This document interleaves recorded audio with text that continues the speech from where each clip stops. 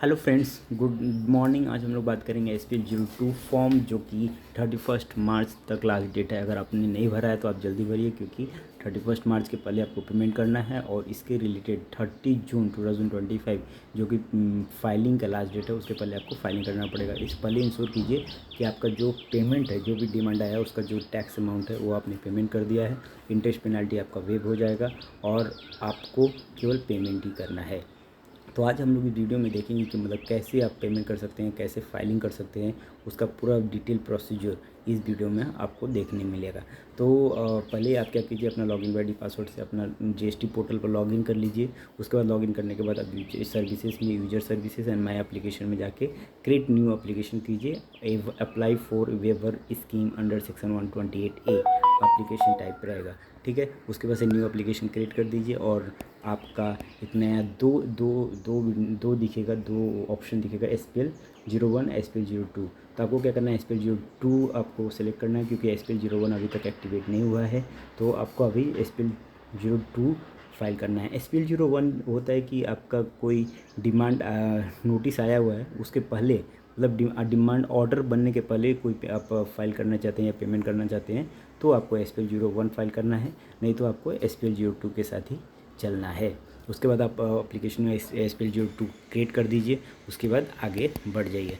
फिर ऐसा आपको विंडो दिखेगा। आपको SPL01 जो कि अभी आया नहीं है, SPL02 एक्टिवेट हो गया पोर्टल पर, आप फाइलिंग कर सकते हैं। आप क्रिएट करने के बाद एक नेक्स्ट विंडो आएगा।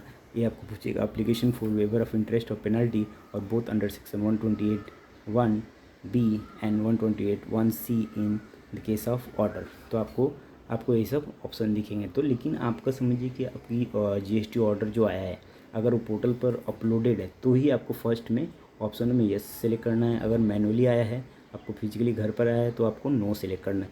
नहीं तो आपको क्या होगा कि आपको अगर यस सेलेक्ट करेंगे तो आपको यहाँ डिमांड ऑर्डर नहीं दिखेगा और डेटा ऑटोमेटिक फेच नहीं होगा। तो आपको मैनुअली आप अगर नोट टिपते हैं तो आप मैनुअली एंट्री करने का ऑप्शन आएगा, वहाँ पर आप मैनुअली एंट्री करके अपना फॉर्म फाइल कर सकते हैं।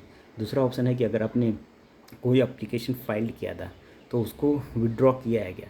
अगर एप्लीकेशन फाइल किया आपने तो यस सेलेक्ट कीजिए, और उसका विड्रॉल आपने ले लिया तो यस सेलेक्ट कीजिए, नहीं किया तो नो लीजिए।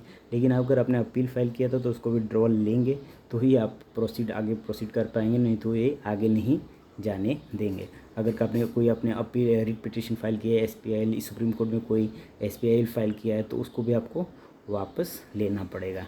अगर आपका जो ऑर्डर है वो सेक्शन 73 का है, तो आपको क्या करना पड़ेगा, 73 सेलेक्ट कीजिए। नहीं तो 73 के बाद आपका जो 73 या 74 या 75 में अगर ऑर्डर पास हुआ है, तो आपको 73 और 74 जो भी है उसमें आपको सिलेक्ट करना है।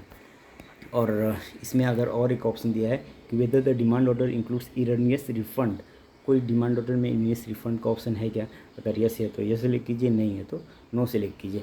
और इसमें केवल आपको एक ही ऑप्शन यहाँ फर्स्ट में प्रॉब्लम आएगा कि आपको डिमांड ऑर्डर जो इशू हुआ है GST पोर्टल के थ्रू इशू हुआ है, तो आपको क्या करना है, यस करना है, नहीं तो नो सेलेक्ट करके चलिए। नहीं, और उसके बाद क्या होगा, आपको मैनुअली एंट्री करने का ऑप्शन मिलेगा।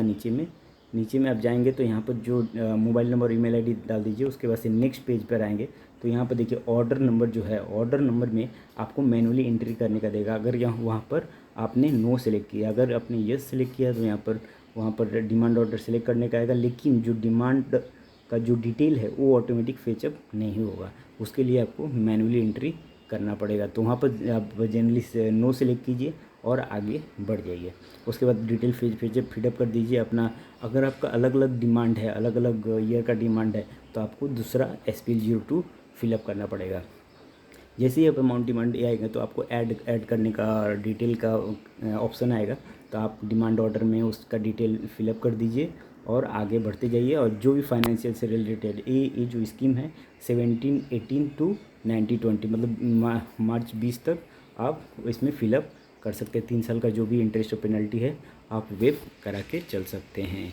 और इसका जो पेमेंट रहेगा, अगर समझिए आपने पेमेंट DRC 03 में कर दिया था, तो आपको वो डायरेक्टली वो डिमांड में वो पैसा एडजस्ट नहीं हो रहा है, तो उसके लिए आपको DRC 03A एक नया फॉर्म आया है, जो कि आपका जो DRC 03 में पैसा पेमेंट हुआ है वो डिमांड ऑर्डर के साथ एडजस्ट हो जाएगा और यहाँ पर शो होने लगेगा। उसके बाद आप क्या कर सकते हैं, उसको आप SPL02 में फ़ाइल कर सकते हैं, और वो फाइल होने के बाद एसिंग ऑफिसर के पास जाएगा और वहाँ से आपको एक नील ऑर्डर और कॉपी मिल जाएगा कि नो डिमांड और नो ऑर्डर कॉपी मिल जाएगा।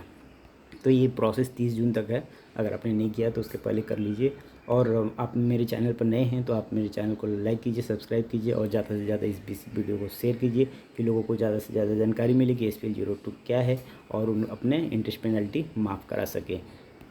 अगर आगे देखें तो वही आपको पेमेंट कर दिए तो आपको पेमेंट दिखने लगेगा। उसके बाद से आपको ड्यू जो अटैचमेंट रहेंगे, अटैचमेंट में आपको क्या करना है कि आपको सपोर्टिंग डॉक्यूमेंट्स में आपका जो डिमांड ऑर्डर है उसका आपको सेल्फ अटेस्टेड करना है। सेल्फ साइन कीजिए अपना और उस पर सिग्नेचर कीजिए। और आपका जो DRC 03 से पेमेंट किया आपने, DRC 03 एंड DRC 03A दोनों को अटैच करके, दोनों का सेल्फ अटेस्टेड करके आपको ऑनलाइन अपलोड करना है। ये फाइल करने के बाद आपका जो डिमांड है वो हट जाएगा और आपका इंटरेस्ट ऑन पेनल्टी माफ़ हो जाएगा। अगर आप इसके रिलेटेड कोई और क्वेरी है तो आप मेरे चैनल पर पहले सब्सक्राइब कर लीजिए। उसके बाद कमेंट बॉक्स में लिखिए, जो भी क्वेरी है आप लिखिए, I will reply fast. And और कुछ रहेगा तो आप मुझे बताइए। Thank you.